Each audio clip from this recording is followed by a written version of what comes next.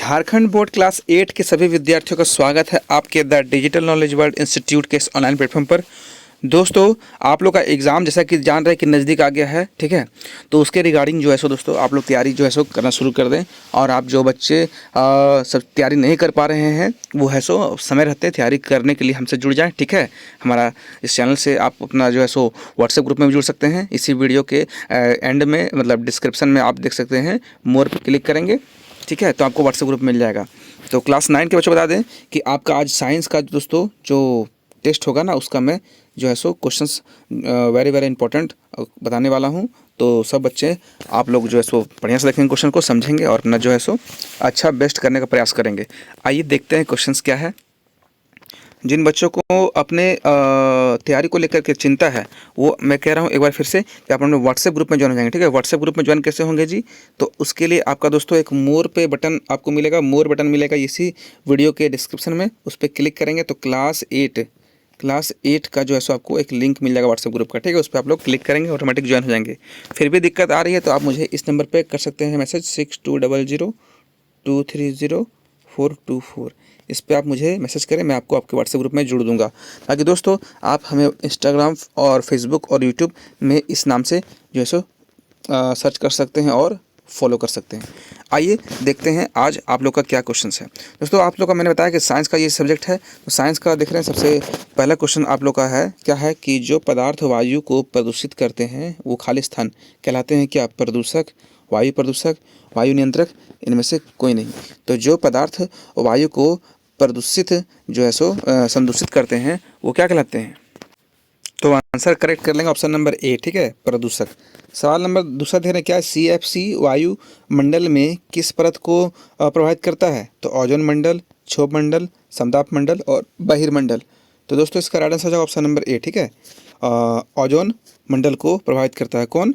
तो वायु प्रदूषक, सॉरी CFC जो है सो CFC क्लोरोफ्लोरोकार्बन जो होता है सो ओजोन मंडल को प्रभावित करता है। अगला सवाल देख रहे हैं कि इनमें से कौन द्वितीय प्रदूषक है? CO2, SO2, NO2 और सल्फर के अम्ल। इसका करेक्ट आंसर हो जाएगा ऑप्शन नंबर सी, ठीक है, NO2। चलिए सवाल नंबर हमारा दोस्तों देख रहे हैं तीसरा क्या है। विश्व तापन के लिए प्रमुख उत्तरदायी गैस जो है सो कौन है? कार्बन डाइऑक्साइड, मीथेन या फिर दोनों या फिर इनमें से कोई नहीं। करेक्ट कर लेंगे ऑप्शन नंबर सी, ठीक है, दोनों। कार्बन डाइऑक्साइड और मीथेन दोनों ही जो है सो विश्व तापन के लिए प्रमुख उत्तरदायी गैस है। अगला प्रश्न देख रहे हैं दोस्तों क्या है कि कार्बन मोनोऑक्साइड रक्त में ऑक्सीजन वहन की क्षमता को क्या करता है? वृद्धि करता है कि कम करता है कि वृद्धि और कम दोनों करता है और प्रभाव नहीं डालता? तो दोस्तों आंसर हो जाएगा ऑप्शन नंबर बी, ठीक है, कम करता है, ठीक है। चलिए सवाल नंबर नेक्स्ट देखते हैं क्या है कि अम्ल वर्षा के कारण ताजमहल के क्षरण की घटना किस नाम से जानी जाती है? ताजमहल कैंसर, संगमरमर कैंसर, मृदा कैंसर और रक्त कैंसर। तो इसको बोलते हैं दोस्तों संगमरमर कैंसर, ठीक है, यानी कि मार्बल कैंसर इंग्लिश में। देख रहे हैं अगला सवाल क्या है कि एरोसोल किन सूक्ष्म कणों का बादल है? ठोस कण, तरल कण, दोनों, इनमें से कोई नहीं। दोस्तों दोनों हो जाएगा, ठीक है, दोनों, यानी कि ठोस कण और तरल कण दोनों का ही जो है सो ये सूक्ष्म कण है एरोसोल, ठीक है। सवाल नंबर चलते हैं नेक्स्ट। LPG का विस्तृत रूप क्या है दोस्तों? विस्तारित रूप लिक्विड पेट्रोलियम गैस, लिक्विडिफाई और पेट्रोलियम गैस है और लिक्विड पेट्रोलियम गैस है और लो पेट्रोल गैस है और लीड पेट्रोल गैस है। क्या हो जाएगा? तो इसको बोलते हैं दोस्तों liquefied petroleum gas. Option number A हो जाएगा, ठीक है। ऑप्शन नंबर बी वो तो मार देंगे लेकिन नहीं करना है, ठीक है। ऑप्शन नंबर ए सही हो जाएगा। लेकिन अगला सवाल क्या है कि विश्व पर्यावरण दिवस किस तिथि को मनाया जाता है? 5 जनवरी, 5 सितंबर, 5 जून और 5 दिसंबर। दोस्तों करेक्ट आंसर है ऑप्शन नंबर सी, ठीक है, 5 जून। सवाल देख रहे हैं अगला क्या है, इनमें से कौन वायु प्रदूषक का प्राकृतिक स्रोत नहीं है? पादप परागकण और जीवाणु के बीजाणु और कवक के बीजाणु और रासायनिक धुआं। यहाँ क्या बोल रहा है? इनमें से कौन वायु प्रदूषण का प्राकृतिक स्रोत नहीं है? प्राकृतिक स्रोत नहीं है, ठीक है, वायु प्रदूषण का। तो इसका हो जाएगा रासायनिक धुआं, ठीक है, ये आपको प्राकृतिक स्रोत नहीं है। चलिए सवाल नंबर देखते हैं 11 क्या है कि विश्व तापन से आप क्या समझते हैं? ठीक है, आइए इसका आंसर देखते हैं। देख रहे दोस्तों क्या लिखा हुआ है, पढ़िएगा कि वर्तमान में मानवीय गतिविधियों के कारण उत्पन्न ग्रीन हाउस गैसों के प्रभाव स्वरूप पृथ्वी के दीर्घकालिक औसत तापमान में वृद्धि जो हो रही है ना, उसी को विश्व तापन या फिर ग्लोबल वार्मिंग कह सकते हैं। ठीक है, आप बोल सकते हैं कि मानवीय गतिविधियों के कारण जो हमारा वातावरण गर्म हो जा रहा है ना, पृथ्वी में तापमान जो है सो बढ़ जा रही है गर्मियों के मौसम में, और ऐसे भी, तो उसको बोलते हैं वैश्विक तापन, ग्लोबल वार्मिंग। चलिए देखते हैं अगला सवाल क्या है। देखिए अगला सवाल क्या है कि वायु प्रदूषण को कम करने के उपायों को लिखे। वायु प्रदूषण को कम करने के उपाय को लिखना है। आइए देखते हैं क्या है। देखिए दोस्तों, क्या है कि गैस से चलने वाले उपकरणों का उपयोग करने से बचें। चिमनी और लकड़ी के चूल्हे का उपयोग कम करें या ख़त्म कर दें। पत्तियों सब्जियों और यार्ड के कचरे को गीली घास या खाद में बदलें। चिमनियों के लिए फिल्टर का प्रयोग करें। इससे हवा में अवशोषित हानिकारक गैस के प्रभाव को कम करने में मदद मिलेगी। ऐसे ही दोस्तों, मतलब आपको क्या है, प्रदूषण नहीं करना है, धुआं वाला चीज़ को है ना कम उपयोग में लाना है। इस तरह का चीज़ को आप लोग कर सकते हैं। मोटर वाहनों में जो है सो पेट्रोलियम की जगह जो है सो बैटरी और ई रिक्शा और ई बाइक और ई मोटरसाइकिल चलाएं, जो कि चार्जेबल हो, इलेक्ट्रॉनिक से चले, है ना। ये सब चीज़ आप लिख सकते हैं अपने मन से। आइए देखते हैं अगला क्वेश्चन क्या है। देखिए अगला क्वेश्चन क्या है कि हरित गृह प्रभाव क्या है ना। हरित गृह प्रभाव क्या है, मतलब ग्रीन हाउस इफेक्ट। आइए इसका आंसर करते हैं जल्दी जल्दी। देखिए दोस्तों, क्या है कि वायुमंडल में ऊष्मारोधी गैसों जैसे हो गया जल वाष्प हो गया, कार्बन डाइऑक्साइड हो गया, नाइट्रस हो गया, है ना, नाइट्रस ऑक्साइड, मीथेन हो गया, इत्यादि गैस जो होते हैं ना, उसकी मात्रा है सो बढ़ जाने के कारण वायुमंडल में औसत तापमान में वृद्धि हो रही है। ठीक है, इसी को हरित गृह प्रभाव इंग्लिश में ग्रीन हाउस इफेक्ट कहते हैं। ठीक है, इसको आप यहाँ से यहाँ तक लिख सकते हैं।